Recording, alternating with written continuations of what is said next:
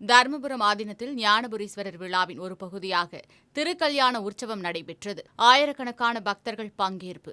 ஆதீன பாரம்பரிய முறைப்படி 5 கிராம மக்களுக்கு வெற்றிலை பாக்குடன் செலவிற்கு பணம் அளித்து கல்யாண விருந்து அளித்தார்.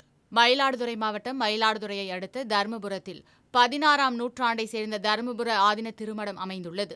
இங்கு பழமை வாய்ந்த ஞானாம்பிகை சமேத ஞானபுரீஸ்வரர் சுவாமி கோவில் அமைந்துள்ளது. இக்கோவிலில் 10 நாட்கள் நடைபெறும் வைகாசி பெருவிழாவில் பட்டின பிரவேசம் எனப்படும் ஆதீன கர்த்தரை பல்லக்கில் சுமந்து வீதி உலா வரும் முக்கிய நிகழ்ச்சி நடைபெறுவது வழக்கம். இதனை முன்னிட்டு கடந்த 28ஆம் தேதி 10 நாள் திருவிழா கொடியேற்றத்துடன் துவங்கி நடைபெற்று வருகிறது. விழாவின் முக்கிய நிகழ்ச்சியாக சுவாமி அம்பாள் திருக்கல்யாண உற்சவம் நடைபெற்றது. இதனை முன்னிட்டு சுவாமி அம்பாள் பஞ்சமூர்த்திகளுடன் உற்சவ மண்டபத்திற்கு எழுந்தருளினர்.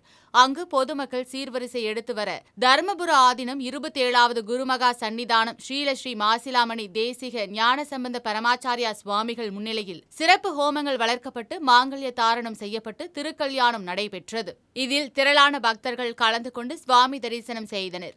திருக்கல்யாண முறைப்படி தருமபுரம், அச்சுதராயபுரம், மூங்கில் தோட்டம், கருங்குயில், நாதன்பேட்டை, கீழிருப்பு ஆகிய 5 கிராமங்களைச் சேர்ந்த கிராம நாட்டாமைகள் மற்றும் முக்கிய பிரமுகர்களுக்கு வெற்றிலை பாக்கு பணம் வைத்து தருமபுரம் ஆதீனம் வழங்கினார். தொடர்ந்து கிராம மக்களுக்கு வடை பாயாசத்துடன் திருமண விருந்து நிகழ்ச்சி பாரம்பரிய முறைப்படி தருமபுரம் ஆதீன கர்த்தர் முன்னிலையில் நடைபெற்றது. நிகழ்ச்சியில் திரளான பக்தர்கள் பங்கேற்றனர்.